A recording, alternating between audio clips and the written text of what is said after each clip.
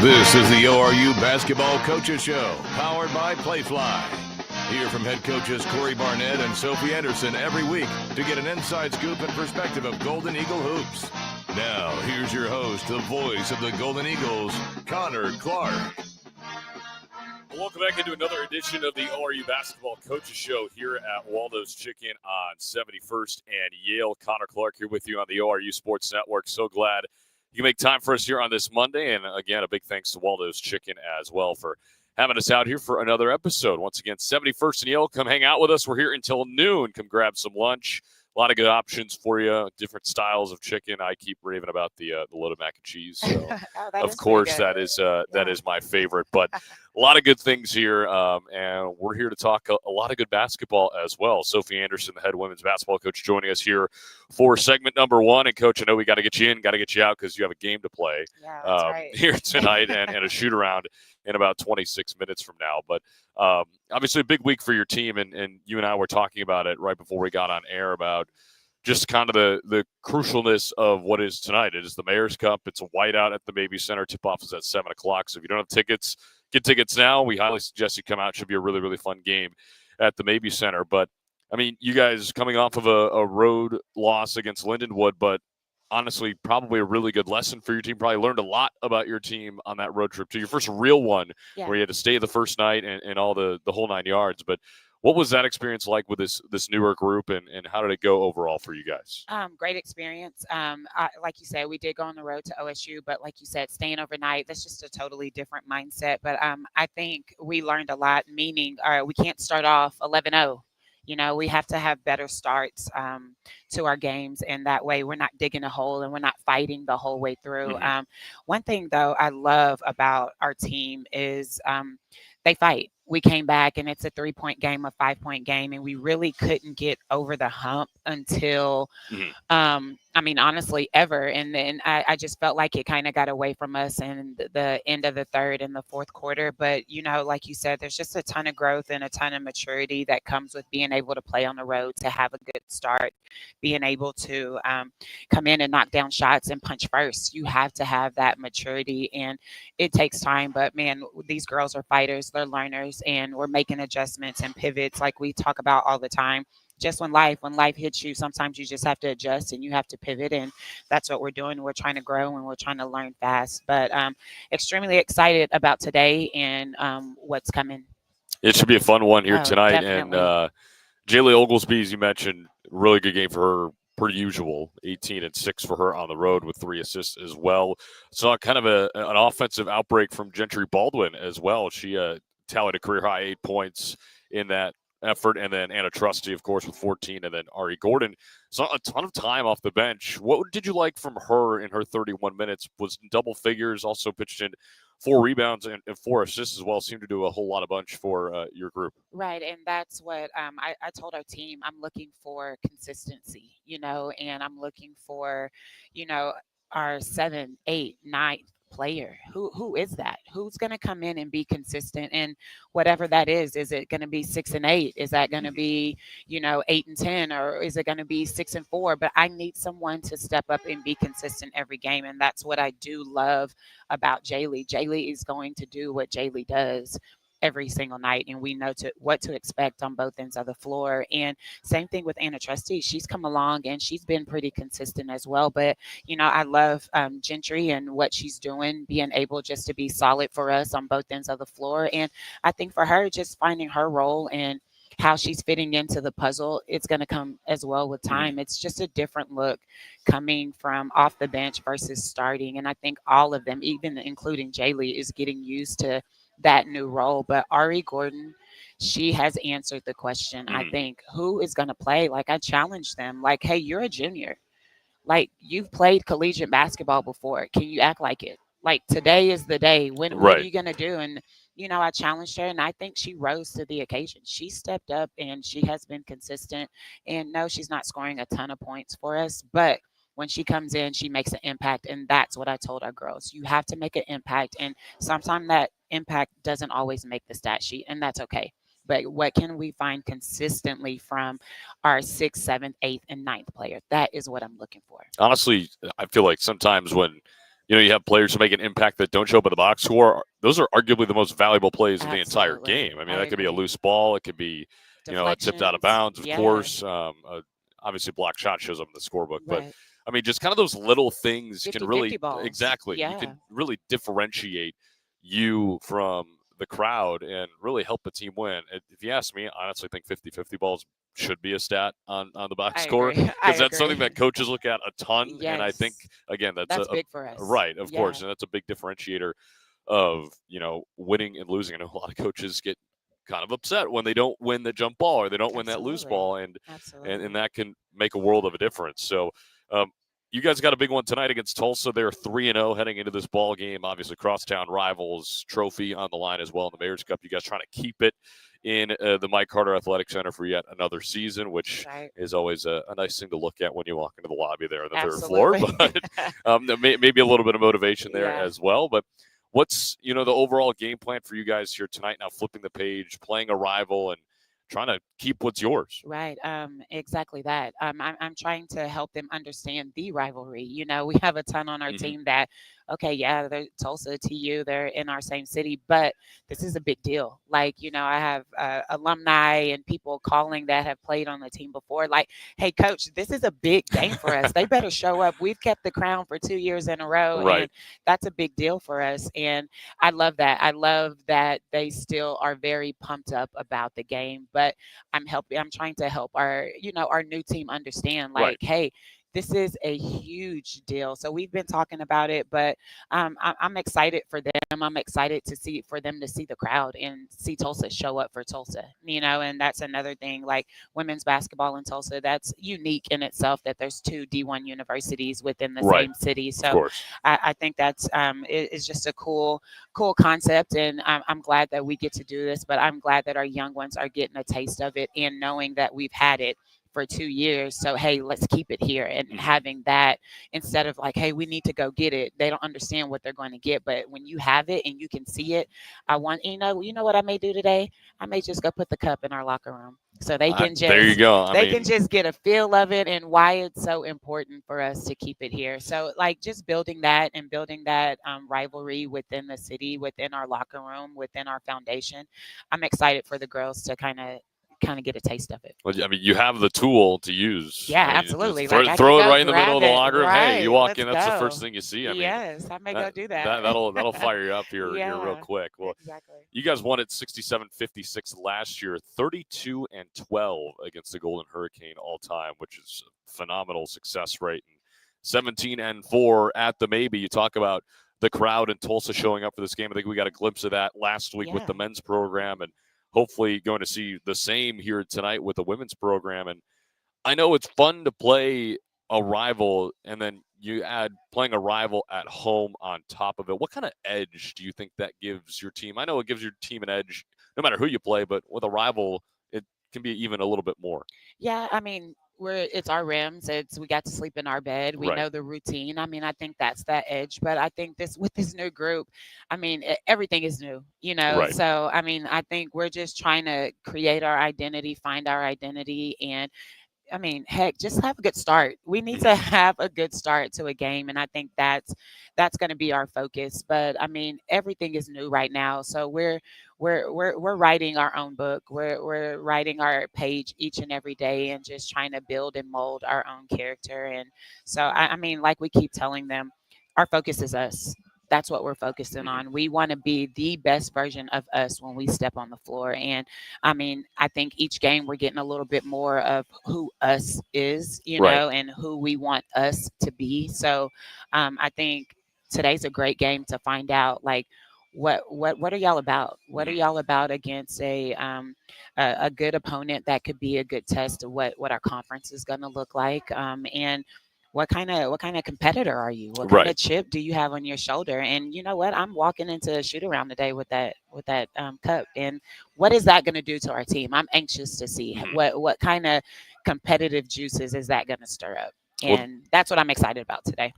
Well, they've got 4 players averaging double figures through 3 games so far. It's all led by Maddie Cartwright, who's averaging 16, 2, and 3 this year. And when you go about attacking defensively, I know you guys want to get up and down and run a lot and that could also kind of act as a default defense too, because, hey, you get a stop and then bam, you're out and running, not letting them get set. But what's your overall game plan for kind of stopping that four-headed monster, for lack of a better term? I mean, just being physical.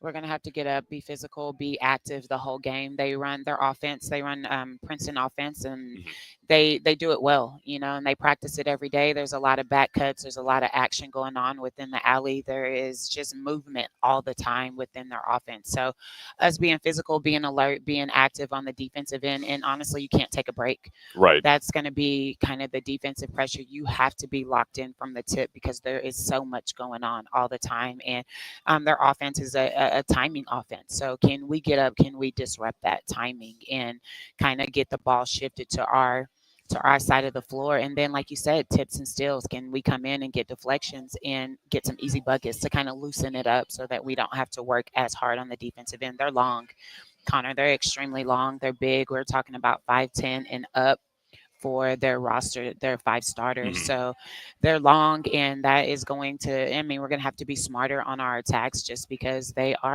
put their arms out. They're 6'6", so that's going to make a difference. So just being smart, but seeing what we can do on the defensive end to disrupt their timing, being physical, and see if we can get some 50-50 balls. The last thing, we'll get you out of here now because, again, you probably have a little bit more important things to do than sit here and talk with a radio guy, but you got a game to win, so we'll get you out of here on this. But you talk about that length for Tulsa, and maybe when you have a disadvantage at that length, how do you go about attacking said length, whether that's on the perimeter or interior?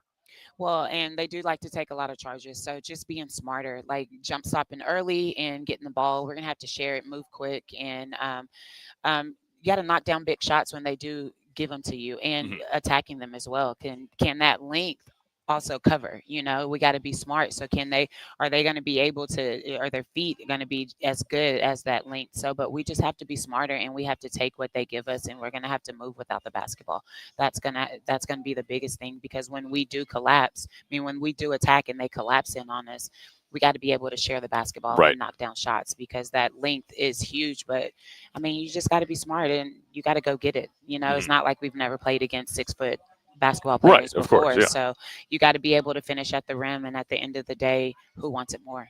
Well, a big one at the Baby Center tonight. It is the Mayor's Cup, and it is at 7 o'clock. Be sure to come out. It is a whiteout, so come out and support the Golden Eagles, and it should be a really, really fun game. Coach, thanks so much for the time on kind of a run and gun schedule here today, but it'll be fun to watch your team tonight. Good luck. For sure. Thank you. See y'all there. Well, we will step aside here. We'll come back and talk a little bit at Summit Hoops before we're joined by the head men's basketball coach, Kory Barnett. So don't go anywhere. This is the ORU Basketball Coaches Show live from Waldo's Chicken on 71st and Yale on the ORU Sports Network.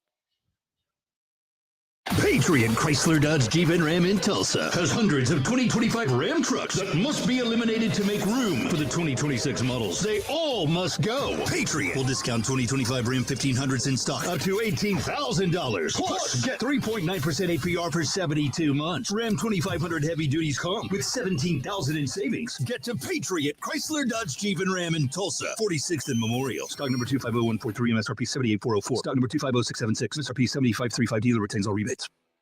When it comes to family dinner, Waldo's Chicken makes everyone happy. Kids love the hand-breaded tenders and creamy mac and cheese. Parents love the deal. Every Tuesday, kids eat free with the purchase of an adult entry. Whether you are craving sandwich, wings, or fresh salad, Waldo's has something for everyone.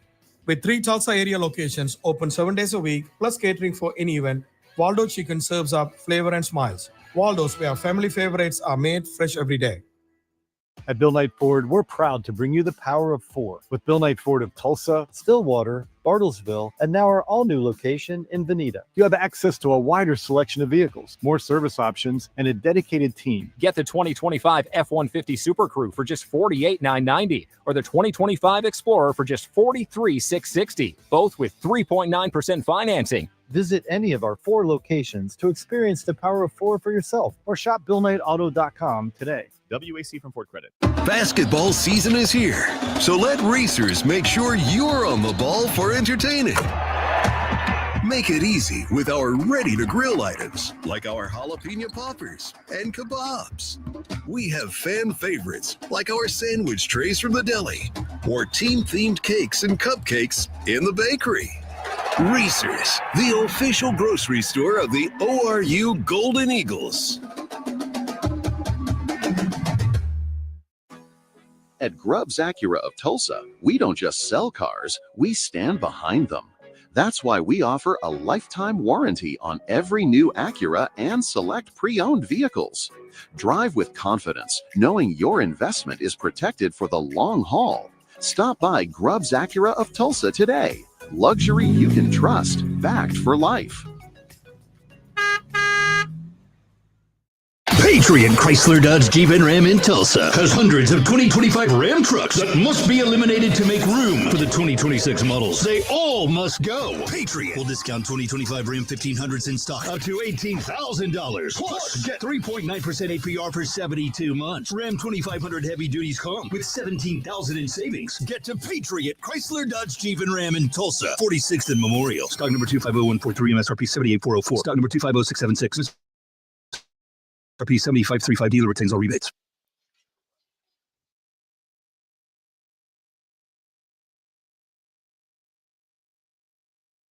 Welcome back to the ORU Coaches Show here at Waldo's and 71st, or Yale and 71st, Waldo's Chicken.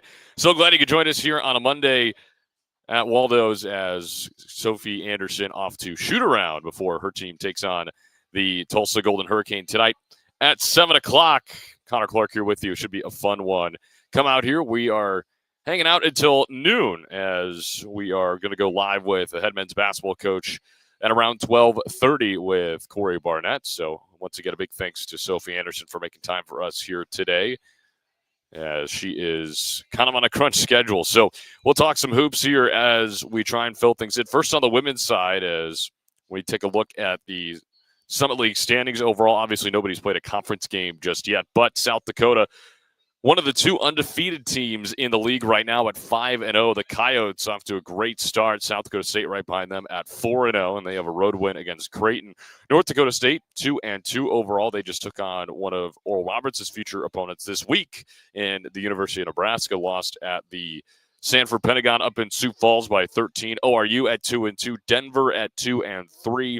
Kansas City at 1-2, Omaha 1-4, and then North Dakota and St. Thomas off to an 0-4 start in 2025. So that is a look at the women's basketball standings to start off 2025. As for the men, they look like this. It is also South Dakota at the very top with a 3-2 overall record. Them and St. Thomas both at 3-2. North Dakota State and South Dakota State tied at 2-2. North Dakota at 2-3. Denver, Kansas City, Omaha, and ORU all at 1-3. And of course, ORU is a bucket from being 2-2 on the year. Obviously, a heartbreaker against Tulsa the other night, and then a tough shooting performance against Belmont on Saturday.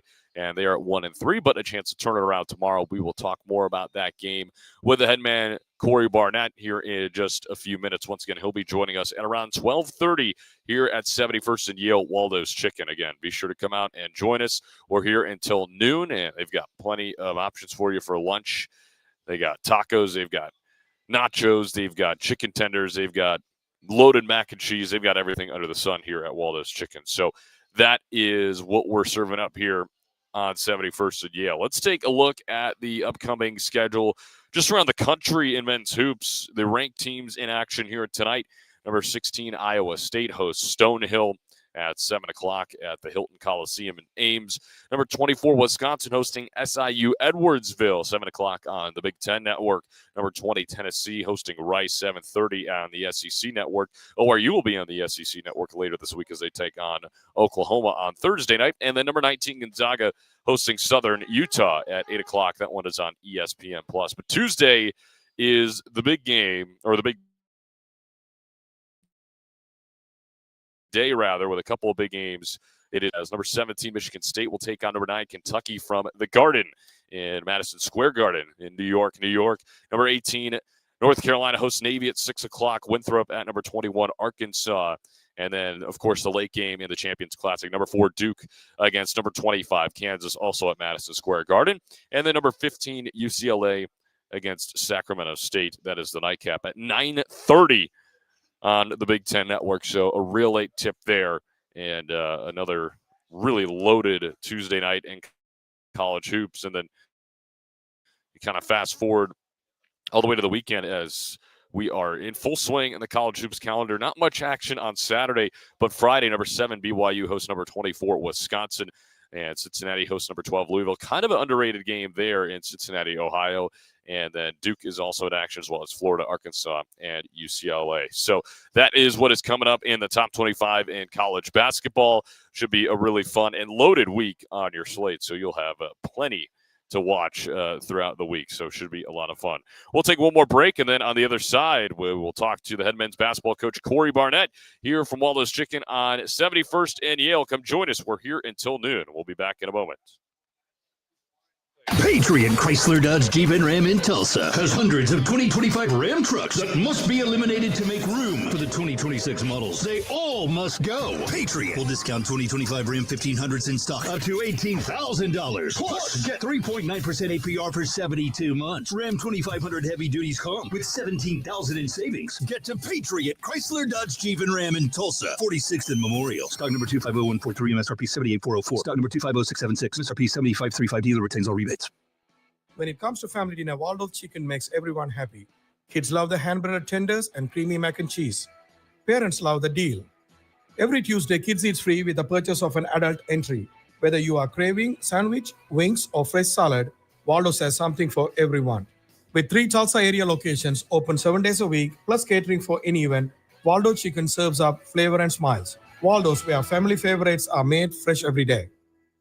At Bill Knight Ford, we're proud to bring you the power of 4 with Bill Knight Ford of Tulsa, Stillwater, Bartlesville, and now our all-new location in Veneta. You have access to a wider selection of vehicles, more service options, and a dedicated team. Get the 2025 F-150 Super Crew for just $48,990 or the 2025 Explorer for just $43,660, both with 3.9% financing. Visit any of our 4 locations to experience the power of 4 for yourself or shop BillKnightAuto.com today. WAC from Ford Credit.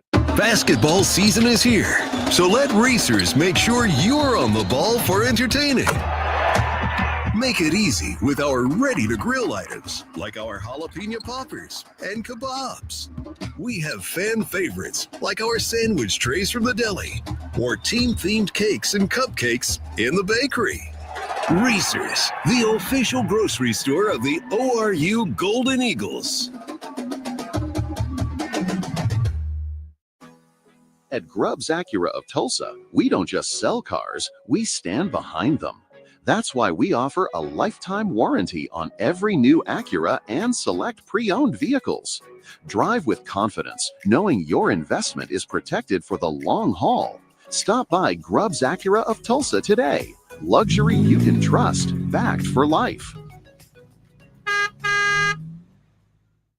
Patriot Chrysler Dodge Jeep and Ram in Tulsa has hundreds of 2025 Ram trucks that must be eliminated to make room for the 2026 models. They all must go. Patriot will discount 2025 Ram 1500s in stock up to $18,000. Plus, get 3.9% APR for 72 months. Ram 2500 heavy duties come with $17,000 in savings. Get to Patriot Chrysler Dodge Jeep and Ram in Tulsa, 46th and Memorial. Stock number 250143, MSRP 78404. Stock number 250676, MSRP 7535. Dealer retains all rebates. This is the ORU Basketball Coaches Show, powered by Playfly. Hear from head coaches Cory Barnett and Sophie Anderson every week to get an inside scoop and perspective of Golden Eagle hoops. Now, here's your host, the voice of the Golden Eagles, Connor Clark.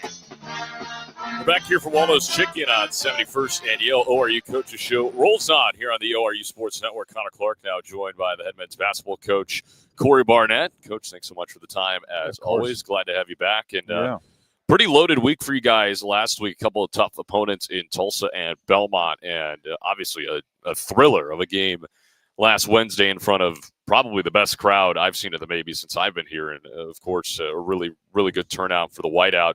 But obviously, I know both games didn't go the way you guys wanted to results-wise, but the amount of lessons you guys probably had to take away from both of those games is pretty, a large amount. Yeah, no doubt. No, I think a lot about what we talked about earlier on this season is we were going to go through a gauntlet. We're still in the middle of it. I mean, 4 of our top ranked opponents will be in this first whatever it is, 3 weeks. So we knew what this was going to look like, and our focus has been about the process. We got 13 new guys, and what it looks like on a possession by possession basis. And I thought for the majority, there was a ton to learn from, but our guys did exactly what we wanted to do in terms of their passion level, how hard they played, their commitment level. Now there are plenty of situations where we need to make better decisions, be more disciplined, things to grow from in practice and film to grow from. But my biggest thing is I thought the Belmont game was the first time adversity hit us and we didn't lean into each other. We didn't get connected like we have been, which is not going to be perfect every single game, especially with a new group. And that's what we need to lock in today and film and make sure as we enter on that practice court, that's not something that we allow to become a part of who we are. You're constantly growing a muscle one way or the other, and we want to strengthen our connectivity and our perseverance muscle as much as possible in those moments. Now, we'll move on from last week here in just a couple of moments, but you guys got off to a blazing start against Tulsa, and you came out with, I thought, a super high level of not only just energy but intensity as well, and that translated into a lot of buckets for especially Ty and Connor in that early going. What did you see with that Tulsa team that allowed you guys to set up those looks early and often and have success? I think it was less about them. They're a very well coached team. They have a ton of talent, but I think we were really locked into what we were doing and in terms of how we moved the ball and how it was shared and how it touched the paint, multiple reversals and getting out in transition and being really hard to guard. And I think we were at our best at a lot of moments in that game, and especially on the offensive end. Defensively, we got to improve in a lot of different areas, whether it be our toughness, but more than anything is just our discipline. And we put them on the free throw line, almost double the amount of the shots that we got. And a lot of that was due to just lack of discipline and getting hands in on guys. And it's going to be called a little bit more earlier in the year than others. But we knew that going into the game, but I still think that we need to do a better job of control, or we can control each and every possession we got.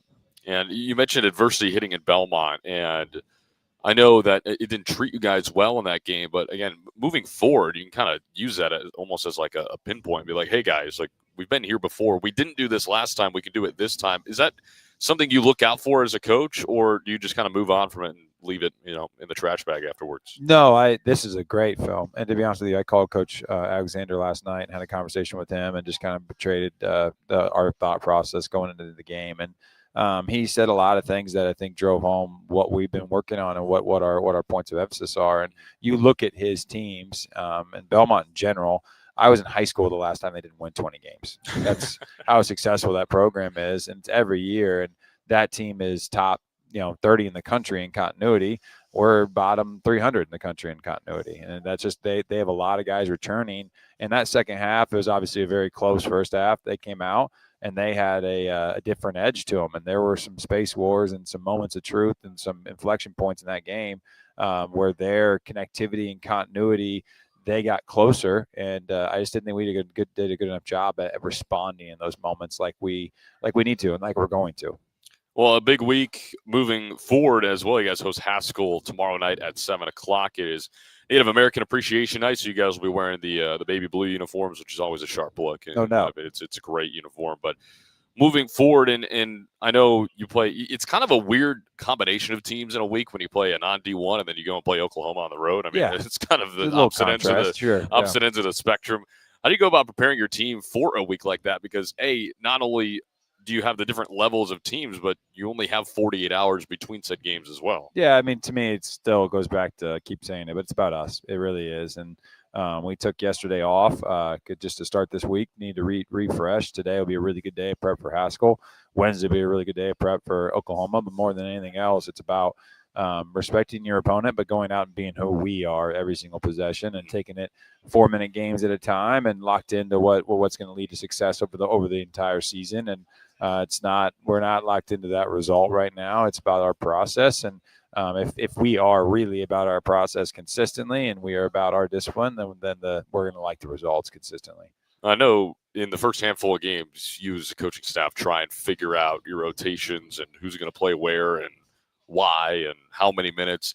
Has that become any clearer to you through 4 games, or is it still kind of up on the drawing board? A little bit in between both. I think a lot of it's just guys continuing to show us what they're going to do and being the men that they need to be in the moments they need to be in. And when they're not, we got to start sending messages, whether it be me subbing 5 guys at the same time in the Belmont game when we didn't respond the way we did, or whether it be lineup changes or different amounts of minutes. And to be honest with you, my full focus is us, and it has to be about us and not about me or I. And if there's anything that leads to anything other than that, then the message needs to be sent. And so far, our guys have done a good job. But they need to continue to respond that way as we go through a tough slate, period. And you get to see a lot about yourself when you get hit like this. When you look at the non-con, I know we've talked about this briefly too, but just the overall strength of it, I think you guys were top 30 in the country, strength of schedule-wise, in the non-con heading into Saturday's game, and I think it's only going to go higher maybe. But when you schedule something like that with a new group so early on, and obviously you want to test yourself, like how beneficial is this stretch going to be for your team? Because not only you have Oklahoma, but then you got the 3 games of Florida, and then you got the Big Sky Challenge right after that. No doubt. And we did a lot of scheme things in both Tulsa and Belmont. I think potentially in the short term, it may have hurt us a little bit more than it helped us. But I think in the long term, it's going to help us because it's guys seeing what the scheme is, knowing how to execute defensively. And then in the future, we can really look back on all of these games we played from Oklahoma State to these last 2 and just see, okay, here's what worked, here's what didn't, here's what needs to be communicated clear, and here's where our discipline needs to be, and continue to show them that film and to be able to go against opponents and really well-coached teamed and the talent level and the environments that it was. I mean, I thought both games were incredible for our future, and now we get to go to play, obviously you beat Oklahoma State and Oklahoma. Those are the 2 high major programs in this state. To be able to go and represent ORU on that court and in that game and give everything you can for 40 minutes, that's an unbelievable opportunity that not everybody gets. The environment, and I don't want to harp on the last week too much because you want to move on, but again, the crowd was, great. I think honestly in both games too, and it really kind of willed your team, I think, at points in the Tulsa game because of just the overall momentum and energy that you guys were able to feed off of them. But what can you say about that atmosphere and the way that this group has gotten the fans to rally around them so early?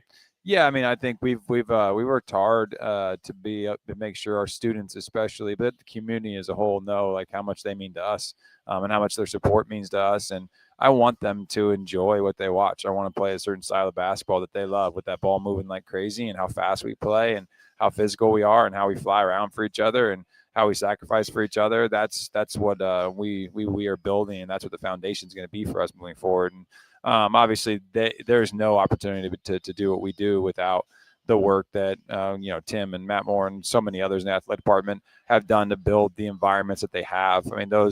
I can't go anywhere in the state without people telling me how much fun ORU games are because of the family environment and because of all the cool halftimes and ATOs and things they do. So it's an awesome deal, and I think it's something that hopefully becomes a staple for families where there's only so many opportunities to do it in the not only in the non-conference but in general in the year. Right. And so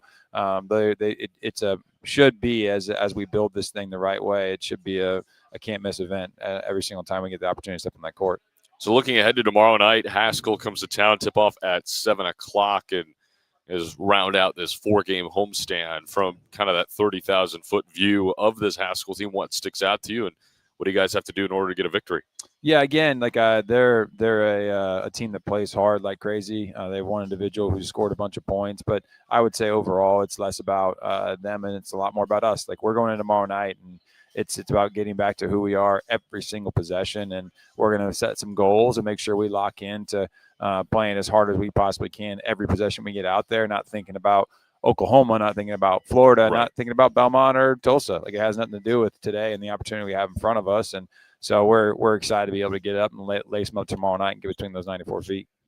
I feel like it's harder as somebody who's obviously not in the coaching profession, but how do you go about just kind of boxing yourself into that one opponent each and every single time? Because from our perspective, it's like, okay, we got this, and this moving forward. And a part of that is just logistic-wise, of course. But as a staff, and how do you get your players as well to just kind of be like, all right, Haskell all day, all the time? Yeah, it's not as much about Haskell. We're going to talk about them, or like I said, we're going to respect our opponent every single time we step out there. But it's more about the opportunity to play together. Like, these guys, the offseason is hard. Like, to get their bodies where they're at now is hard. To get connected is hard. And so why would we spend all that time sacrificing for, our teammates and putting our body through what we put our bodies through to not go out there and see everything as just an unbelievable opportunity to compete and to love what we do and to play with a certain level of passion. And that is what our main focus is each and every game, but especially going into tomorrow night. I know you guys use passion as a big word in your program, and then the connected aspect is also huge in your program. And you actually have guys on the floor that are called connectors. Yes, we do. What does that entail? And I know you told me Chase Martin is one of them. Just Connector Martin, yeah. Connector Martin, yes. Yeah. It kind of sounds like a military name. But it does, yeah. What is the role of those guys on the court, no matter who it is, and how important is that to keep your team connected? Yeah, I mean, we have really our connectors are our guys who are going to constantly be in our flow. They're the ones setting our screens. They're the ones really on the ball, getting from side to side. They're really looking for flares and pin downs. And we have 7 different types of collisions. That was what we call them. And those connectors are in charge of finding those collisions, getting us in the spots they need to get to, and creating pockets, creating 2-on-1s. And our whole deal is built on finding advantage and keeping advantage. And when guys are guarded 1-on-1, you're going to get low percentage shots. When we put 2 on the ball and then find a way to use that advantage against them, that's when we're going to be successful. So we're fighting for margins like crazy, and we're fighting to get advantages, and our connectors are a huge part of that. Is he going to get like a bomber jacket that says connector mark and a Be a mark great on idea. it? I mean, Yeah. Good Christmas gift. I don't know. I think it'd be a great one. We could get him like a Jinx Letterman jacket with the connector Martin on the back. I'm sure he's already got the Letterman jacket, so you probably all just have to just stitch the thing on. I might get with his fiance and ask her to sneak the jacket out in the middle of the night, and then we can take and get it nice and connected and surprise him. Well, if Chase notices that his Jinx Letterman jacket is gone in the middle of the night, we may have bigger things to worry about. I don't know. But sorry, Chase, but we'll not get on him too hard here. No.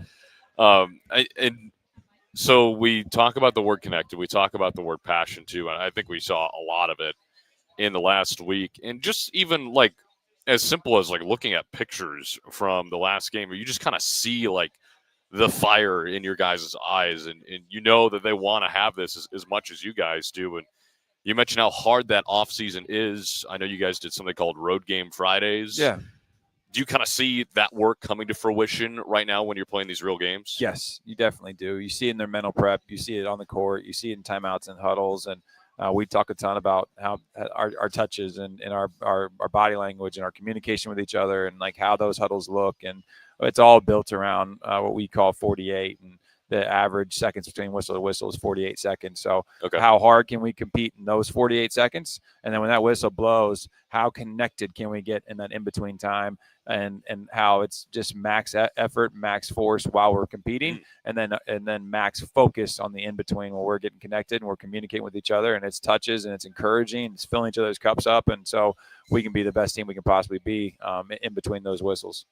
So it's almost like splitting it into interval. It almost is. Like to a certain degree, yeah. So that can kind of make it a little bit easier, at least for somebody who's not athletic, a little bit easier mentally. Yes, yeah. Instead of like, oh my goodness, we got 40 minutes to go here. But something I talked about with Coach Anderson before he got here is kind of the stats that don't show up in the box score and how important those can be to winning games, and arguably more important than the ones that do show up in the box score to winning games. I know you guys are huge on 50-50 balls. Yeah. And plays like that. Have you seen your team emerge and make plays like that to the amount that you guys want, or what is your evaluation of kind of those unbox score plays so far? I'd say we're getting closer to what we want. The hard part is 50-50 balls can be a little bit arbitrary at times, just because when you're playing a team that's stronger and more athletic, which we have in a few of our games now, and we will on Thursday, period. Like that's the advantage they're going to have.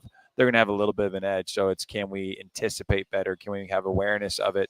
And can we play just that extra little bit harder? And a lot of the things that we talk about are those space wars. And whether it be on a rebound, who's going to hit first? On a roll, who's going to hit first? Offensively or defensively? And who wins those space wars speaks a lot to not only our toughness, but our ability to create the opportunity to get a 50-50 ball. And I think that's an area where I would tell you we do need to grow quite a bit, and we need to over the next few weeks here. Have you ever seen the I'm sure you have, the video of Kelvin Sampson's rebounding drill at Houston? Yeah. I don't know if you want to go that far, but it kind of looks like football. Yes. Yeah.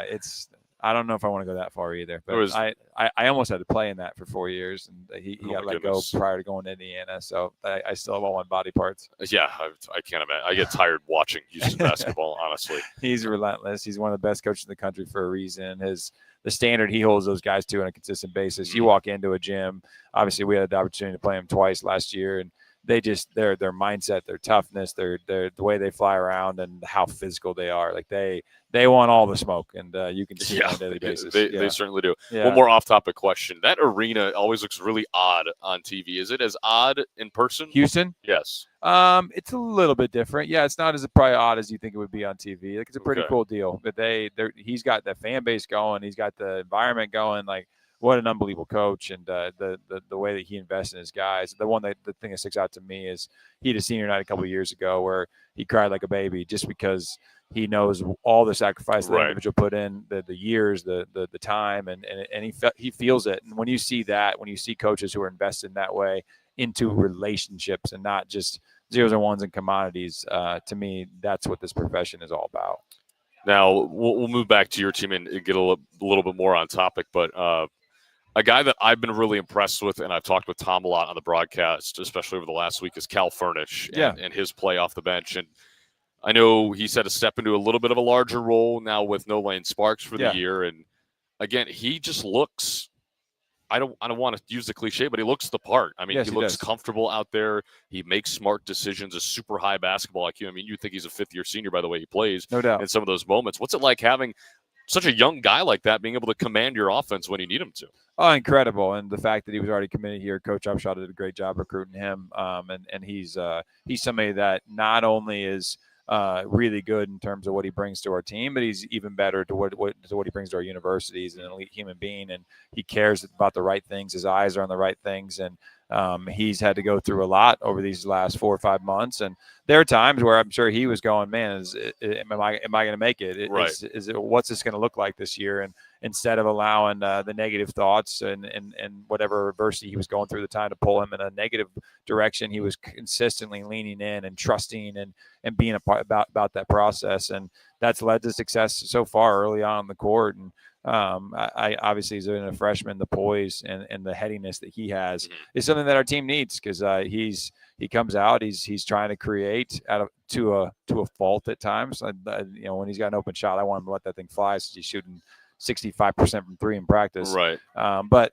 he's doing a really good job at working his butt off to make the right decisions consistently and do every single thing that we ask him. And that's somebody who you want on your roster consistently. I mean, I think it'd be a little bit less impressive if he was 6'6", no doubt, 200 and something pounds. The kid is 6 feet on a good day, maybe, and then 160, 150 pounds. Yeah. And, I mean, he's out there, running point like it's nobody's business, which has been really impressive to watch. And a couple other guys we'll give some love to, because obviously we won't really get to see them at all this year, is Kudo and Lehman, of course, the two red shirts. And obviously a big part of getting your guys ready each and every single day. What do they bring to your program? I know Kudo was originally committed to Huntington to play with Kory there, and he moves over to ORU with him. And, of course, obviously Lehman bringing a lot of basketball prowess from his background as well. And, I mean, what have they brought to your team on the practice floor? Because, honestly, I mean, that's kind of where some of the most important times of a season happen.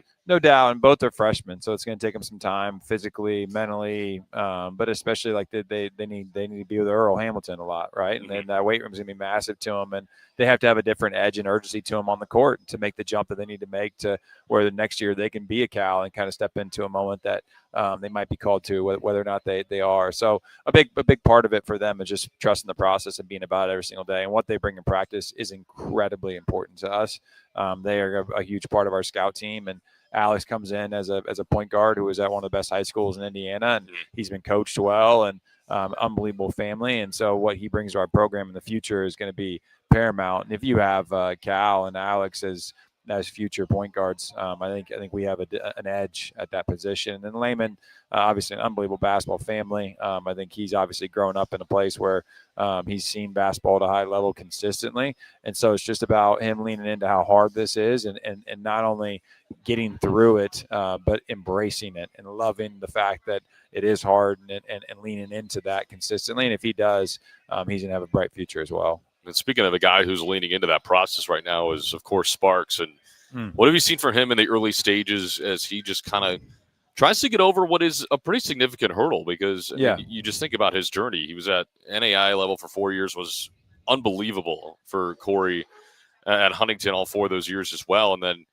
unfortunately, he goes down in his first D1 game, but it seems like he's, just keeping that positive attitude and working towards getting back every single day. It's been impressive to watch. No, it has. And it goes deeper than that. Like he's always dreamed of this. This has been his dream, is to play at the Division I level. And we're very thankful that he chose to do it here. And for him to go down in that situation in his very first game as a D1 player was heartbreaking. It was really hard for everyone involved, including myself, but especially Lane and his family. And I know how hard he's worked for that. So to take that kind of adversity and to have the attitude and smile and care for others that he's had since just speaks to his faith and what he's grounded in consistently. And there's nothing else that can possibly lead to that other than God. And he leans on that pretty heavy, and it's not going to be easy. And then there's going to be times where it's going to feel lonely. It's going to hurt. And he's going to be one out there like crazy. But the more that he keeps leaning into his faith and leading our guys and becoming essentially a part of our staff for the short term, I think it's going to help him in the long run. And we're hopeful that the NCAA will grant him another year and make the right decision there. And if they do, him back here next year would be massive for us in terms of, now you're moving a coach who has been on our staff for essentially the year,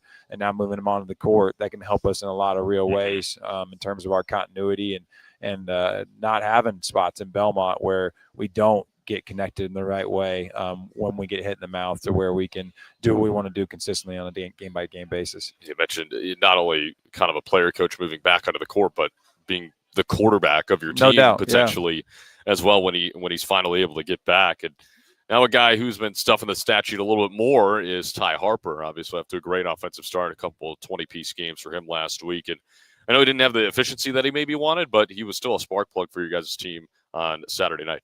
Yeah, Ty can really, really score. And he especially can score at an elite efficient level when that ball is moving like crazy. So we need to keep improving on that end in a lot of different areas, but especially with the way the ball moves. And it's going to be easier for him once that game opens up. Otherwise, the more it slows down, the easier he is to guard, the more he has to take difficult shots. And I would say Ty's prototype, just in terms of high motor, high athletic, that player doesn't usually shoot great catch and shoot, to be honest with you. They're usually better off the bounce. They're usually better but he is an elite catch and shoot 3-point shooter, which I think gives him an edge, because teams are going to have to really honor him. And now if his gravity pulls guys out of the gap to where they got to try and take away his catch and shoot threes, that allows a lot more for him to get downhill. And so I think Ty had a good week. I think Ty has an unbelievable future ahead of him when we get our offense moving in the way that we want it. And I think it's just his trajectory is just going to keep going up. Yeah, a guy with that catch and shoot ability and then the speed on the other side. I mean, that might be the worst closeout performance for any defender ever. Yes. I mean, that sounds no doubt horrible. Yes, it does. Sounds horrible. I would not want to guard it. I would not want to guard him as well. And then we talked briefly after the Tulsa game, too, about Connor Dow and the attempts that he was able to get off. Obviously, great success with those attempts as well. And he found his spots against Belmont as well. Unfortunately, they just didn't drop for him. But it seems like he's getting into that groove of, finding his spots in the offense, knowing how to get open. Not that he didn't know how to get open before, but you just kind of see it more clearly on the court right now. No doubt. Like he's knowing where his gravity is, and he's hunting that consistently. And obviously, the shots didn't fall against Belmont, but it's a part of. It's hard, right? He's never had to really do this in his career, where you're going to play 2 games, highly emotional against high-level opponents, games in a week where you're going to be called upon to make shots time after time again, and have the legs to do it, and have the body to do it, and have the work ethic to do it. And he's always been a kid who works like crazy, and he takes care of the things the way he needs to. And now he needs to know in those moments that he has done all the work and he's prepared for it. Just step up and let it fly, and have zero conscience whatsoever. If he goes 0 for 9 and he doesn't take that 10th shot, I'm taking him out, not because he's 0 for 9, because he didn't take the 10th shot. Right. Like, that's what our offense needs, is for him to hunt high quality shots consistently. And over the long haul, we're going to love what the results are if we trust in the process. Another guy I want to give a shout out to after that Belmont game, I thought Barron Smith came in and played arguably some of the best minutes of the game from anybody on your squad. Comes in, draws a couple of fouls, has that nice little baby hook that he's got going, and plays stellar defense too. And that's kind of the most extended minutes we've seen from Barron, and I was extremely impressed with him off the bench. Yeah, I mean, Ba is an unbelievable example of taking care of controlling what you can control and giving everything you can when you're on the court. That dude plays with such an energy and a joy, and the better shape he gets into, he's going to be a beast. He's going to be really, really hard to guard. He does what he needs to do every single day. He brings the right type of mindset. He asks the right questions. He loves this. He's urgent about it, like he cares. So those are the type of guys that we need in our program. And him, being essentially a redshirt freshman after last year, man, what an unbelievable not only player but person to have in our program moving forward. Yeah, it's been fun watching his journey from practice number 1 up until this point, because I know you guys were on him in the offseason about improving his overall shape and just obviously his game with that as well. And he has the redshirt year at North Texas, and now you guys are trying to mold him into the player that you envision rather than what North Texas envisioned. And it's been fun to see him morph into that and slowly but surely getting there. But I mean, the minutes have certainly been paying off. No doubt. And we play obviously very different than North Texas, and we played honestly different than probably what his prototype is. We're going to play fast, and we're going to have a lot of possessions. We're going to be moving like crazy. We don't throw the ball inside a ton. We're going to get it off of advantages. But Barron has taken it, and instead of having a mindset anything other than, yes, sir, coach, I'm going to do whatever I'm asked. That is what's led to his success so far in his minutes, and it's going to lead to a lot more success in the future because of how he's been raised. He's got amazing parents. He comes from an amazing foundation. The North Texas staff did a great job, and I think Barron has really embraced the role that he has here, and he's excited for what is to come. I noticed, obviously, you and Ofri have a long-term relationship coming back from West Virginia, and I mean, you kind of pull him aside in practice, say like, "Hey, go get him straight in the huddle." What's it like having a player such as him to just kind of lean on and put all that trust into and be like, "Hey, go get him right"? Yeah, I mean, to have somebody like that who's as smart as he is on our roster is a huge blessing. It's a huge reason why I fought like crazy to get him to come here, and it gives us a little bit of continuity just because he knows us. We're not going to be close to what some of the other teams have because we're a brand new team, but he can help excel that process a lot. He has a serious edge to him and an urgency to him that our team needs. But as a whole, I would say across the board, we need more communication and leadership.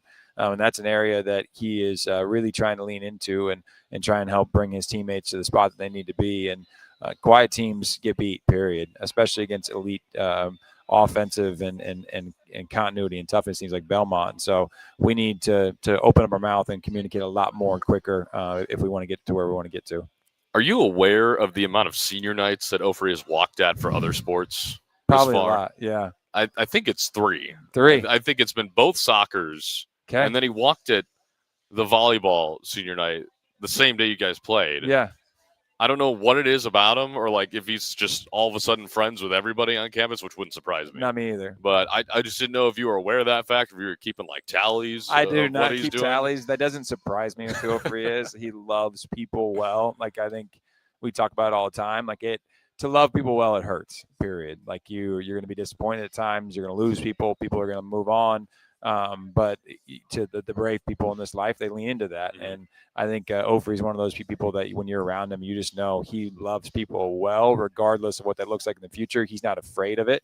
And it's a lot of because of what he came from and his background and his parents and the situations. And he's been raised the right way, and he's got a really, really good mindset and a head on his shoulders. And I'm proud of who he is and who God has called him to be in the future. Yeah, he had a sign for Juan Moreno of the soccer team, and it said number 10 on the field, number 1 in our hearts. Love. So that was pretty good. And That's then awesome.